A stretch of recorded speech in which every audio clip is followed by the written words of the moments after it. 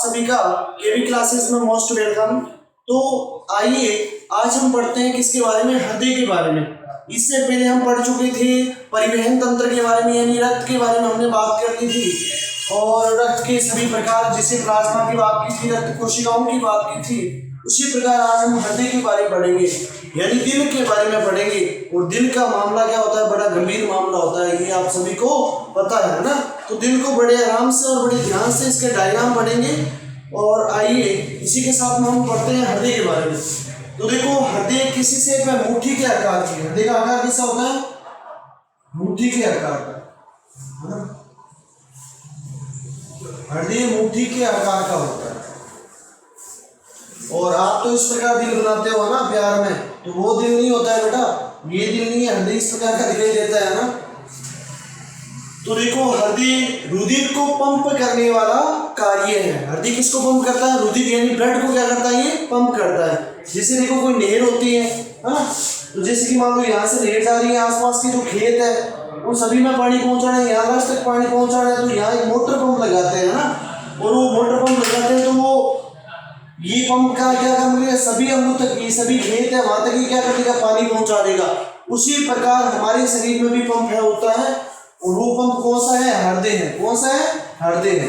तो हृदय की शेप कैसी होती है बेटा, मुट्ठी के आकार की। कैसी होती है, मुट्ठी के आकार की। और हृदय या रुधिर को पंप करने वाला अंग है। और हृदय की धड़कन को किससे मापा जाता है, स्टेथोस्कोप से। इससे मापा जाता है, स्टेथोस्कोप से मापा जाता है।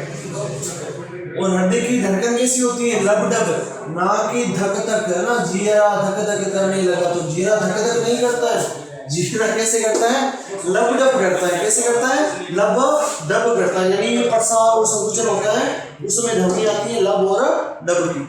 अब समझो कि ब्लड की बात करते हैं, O2 जनित शुद्ध, है ना, ऑक्सीजनित रुधिर। ऑक्सीजनित रुधिर किसमें आएगा, फुफ्फुसीय शिरा में। किसमें आएगा, फुफ्फुसीय शिरा में। हाँ सर, आ गया।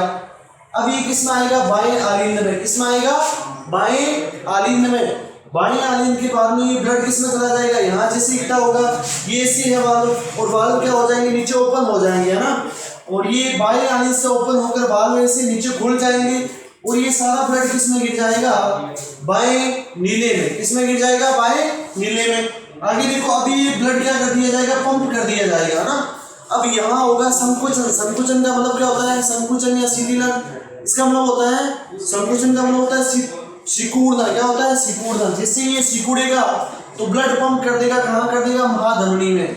और महाधमनी आगे किसमें चली जाएगी, धमनी में। जैसे आपके गांव होता है ना, गांव है या शहर है, वहाँ एक बड़ी टंकी होती है, बड़ी टंकी में एक बड़ा पाइप होता है ना, और बड़े पाइप के पीछे छोटे छोटे पाइप होते हैं। उसी प्रकार महाधमनी, और फिर छोटी धमनी, फिर और छोटी धमनी, इस प्रकार बंटी होती है हमारे शरीर में। तो ये ब्लड चला जाएगा, ब्लड जाएगा केशिकाओं तक। कहाँ जाएगा, केशिकाओं। केशिकाओं से फिर सीरा और महाशिरा में आएगा। महाशिरा के बाद में किसमें आएगा, दाएं आलिंद में। और दाएं आलिंद के बाद में किसमें आएगा, दाएं नीले में। और फिर ये पंप कर दिया जाएगा फुफ्फुसीय धमनी में। और फुफ्फुसीय शिरा है और फुफ्फुसीय धमनी है, ये किसमें जुड़ी होती है, फेफड़े से जुड़ी होती है। ये वाला बाएं वाला पोर्शन है, इसमें तो कौन सा रुधिर मिलेगा, O2 यानी शुद्ध रुधिर। और इसमें आता है CO2। CO2 आगे मतलब कैसा रुधिर है, अशुद्ध रक्त है ना। आगे ध्यान दीजिए, यही हृदय चक्र है कि ब्लड कहाँ आया था, फेफड़े होते हैं, और फेफड़ों से ब्लड किसमें आता है, फुफ्फुसीय शिरा से। हाँ सर, ये समझ में आ गया। फुफ्फुसीय शिरा के बाद में किसमें आता है, बाएं आलिंद में, है ना। और बाएं आलिंद के बाद में किसमें आता है, बाएं नीले में आता है। हाँ सर, समझ में आ गया। बाएं नीले के बाद में किसमें आता है, महाधमनी में। किसमें पंप कर दिया जाता है, ये महाधमनी में। और महाधमनी के बाद में ये आता है धमनी में।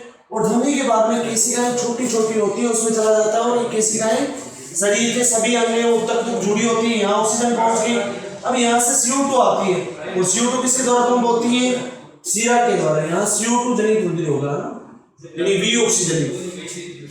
अब ये शिरा से किसमें आएगा, महाशिरा में, है ना। और महाशिरा से किसमें आएगा, दाएं आलिंद में। दाएं आलिंद के बाद में किसमें आएगा, दाएं नीले में। दाएं आलिंद के बाद में किसमें आ रहा है, दाएं नीले में। दाएं नीले के बाद में फुफ्फुसीय धमनी में क्या कर दिया जाएगा, प्रवाहित कर दिया जाएगा। तो ये छोटा सा वीडियो है, इसका स्क्रीनशॉट ले लें और अपनी नोटबुक में नोट करें, है ना बेटा। आजकल का जमाना कंपटीशन का हो गया, नोट्स बनाओ, कोई चीज़, जैसे आप प्यार का नोट लिखते हो किसी को, हाँ मुझे प्यार हो गया, तो नोट से प्रभाव पड़ता है ना, उसी प्रकार ये नोट्स लिखोगे आप तो आपके पेपर में फायदा होगा।